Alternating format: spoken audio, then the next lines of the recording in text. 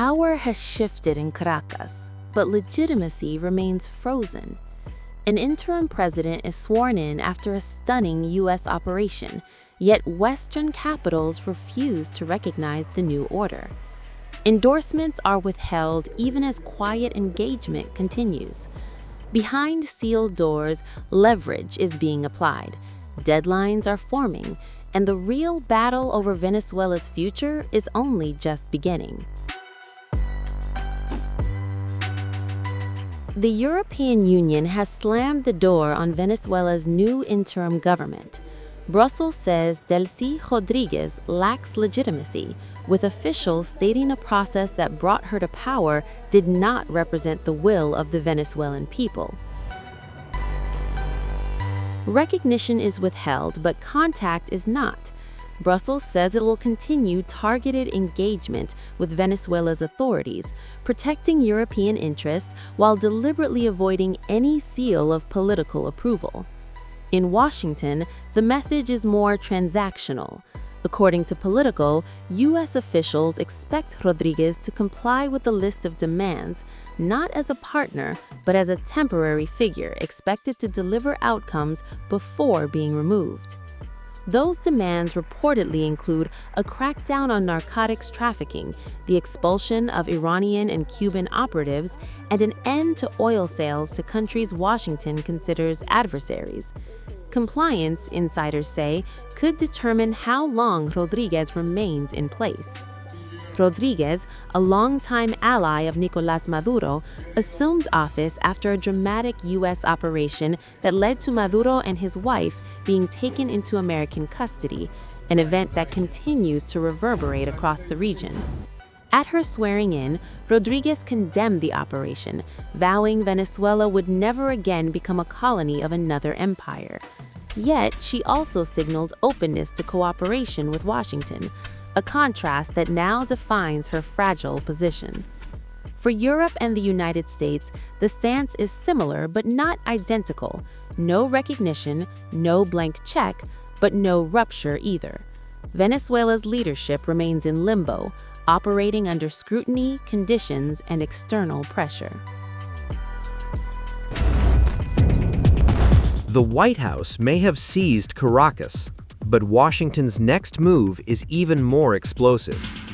Behind closed doors, the Trump administration is reportedly laying out demands for Venezuela's interim leader, Delcy Rodriguez, demands that sources say are designed not to empower her, but to discard her. According to a Politico report citing multiple insiders, Washington expects Rodriguez to comply with a list of pro-American measures, only to be removed once those demands are met. U.S. officials are reportedly demanding that Rodriguez crack down on narcotics trafficking, expel Iranian, Cuban, and other foreign operatives hostile to Washington, and halt oil sales to countries deemed U.S. adversaries. Sources told Politico that Washington also expects Rodriguez to eventually oversee free elections and then step aside, though no timeline has been fixed. One source close to the Trump administration described Rodriguez as being on a short leash, claiming officials were confident they could steer her in any direction before disposing of her politically. The report suggests that the threat of a second U.S. military operation against Venezuela remains on the table, alongside leverage in the form of sanctions relief and potential access to Rodriguez's financial assets. However, several sources admitted there is currently no clear plan to lift sanctions or deliver meaningful humanitarian aid.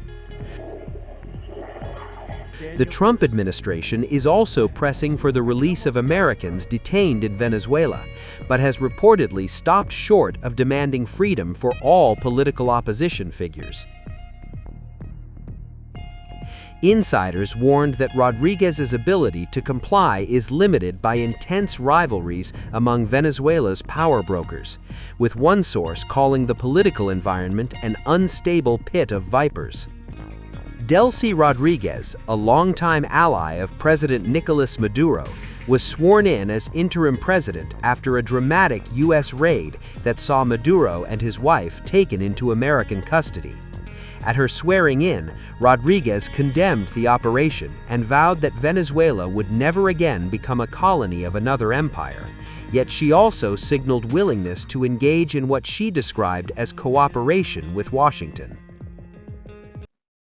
I come as the Executive Vice President of the Constitutional President of the Bolivarian Republic of Venezuela, Nicolas Maduro Moros, to take the oath. I come with deep sorrow for the immense suffering that has been deeply inflicted upon the people of Venezuela following a truly illegitimate and unjustified military aggression against our beloved, cherished homeland. I come with sorrow for the kidnapping of two heroes who are being held hostage in the United States of America, President Nicolas Maduro and the first fighter, the First Lady of this country, Celia Flores. I come with sorrow, but I must also say that I come with honor to swear in the name of all Venezuelan men and women. I come to swear by our liberator father, Simón Bolívar, who is the guiding light and historical beacon for Venezuela's future, whose liberating blood runs through the veins of Venezuelan men and women.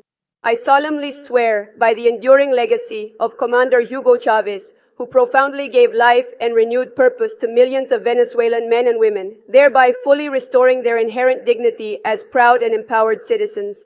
I swear by Jorge Antonio Rodriguez, and in his case I swear for the children of Venezuela, for the boys and girls of Venezuela, for our youth, to guarantee a future and hope for our children. I swear by my mother, by my brother Jorge, by my nephews, by my family. I swear on my honor that I will not give rest to my arm nor repose to my soul until I see Venezuela reach its rightful destiny, on the historic pedestal of honor it deserves as a free, sovereign, and independent nation. I swear by the people of Venezuela not to rest for even a minute in order to guarantee the peace of the Republic, the spiritual tranquility of our people, and the economic and social well-being of our people. And so I swear, based on the words of our Liberator Father in his Angostura speech, to guarantee a government that provides social happiness, political stability, and political security. I swear by Bolívar, I swear by our liberators, I swear by our women liberators, and I swear by our brothers and sisters who are with us and must join together as one people, from all political sectors of Venezuela, from all social and economic sectors, that we swear as one nation to move Venezuela forward in these terrible times of threat against the stability and peace of the nation. I swear. President Trump has made little effort to soften the message.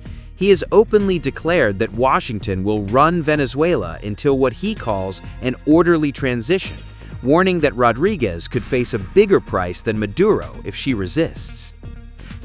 Have you spoken to the newly sworn-in president there, Rodriguez? And what are your thoughts on the entire situation? You said the U.S. would run Venezuela. We're dealing with the people. We're dealing with the people that just got sworn in. And don't ask me who's in charge, because I'll give you an answer and it'll be very controversial. What does that mean? It means we're in charge. Have you spoken with her? We're in charge. Have you spoken with her? No, I haven't, but other people Do you want to? Yeah, at the right time I will. For now, Venezuela's interim president stands at the center of a high-stakes standoff, facing pressure from Washington and peril at home. And as the world watches, the question remains whether Delcy Rodriguez is being courted, coerced, or carefully set up for removal.